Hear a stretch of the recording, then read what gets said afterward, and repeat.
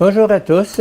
Je continue à vous partager des extraits du livre du cardinal Ratzinger, Foi, vérité, tolérance. Chapitre 4, Vérité du christianisme, la foi entre raison et sentiment. La crise actuelle de la foi.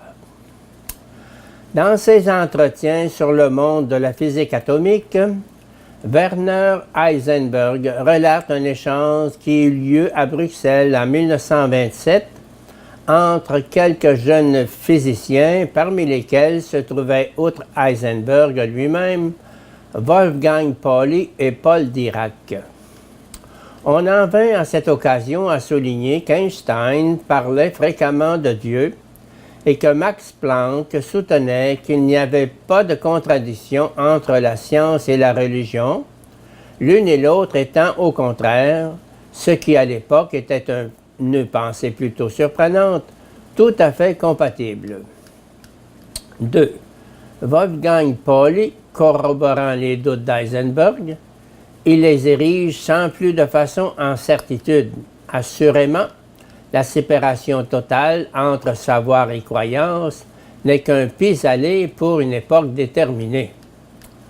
Dans l'ère culturelle occidentale, par exemple, le moment pourrait arriver, dans un avenir guère éloigné, il se produira des choses d'une telle atrocité que nous ne sommes pas en mesure aujourd'hui de nous en faire la moindre idée. Les Lumières avaient élevé au pinacle l'idéal de la religion dans les limites de la seule raison. Mais cette pure religion de la raison s'émietta rapidement. Surtout, elle n'était porteuse d'aucune force vitale. La religion, qui doit être une force porteuse pour la vie dans son ensemble, a besoin de l'assurance de sa conscience.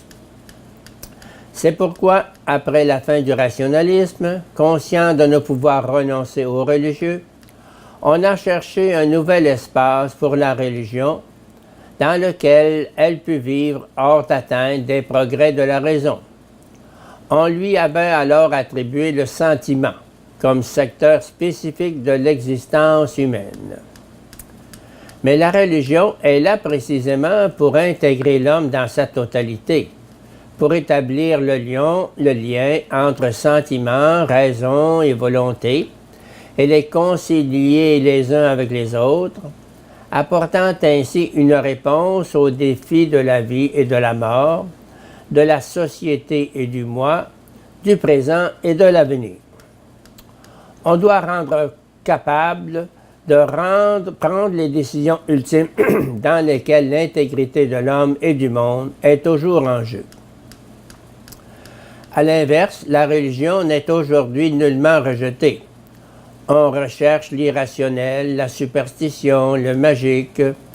On est menacé de glisser dans des formes anarchiques et destructives de relations avec des forces et des pouvoirs cachés.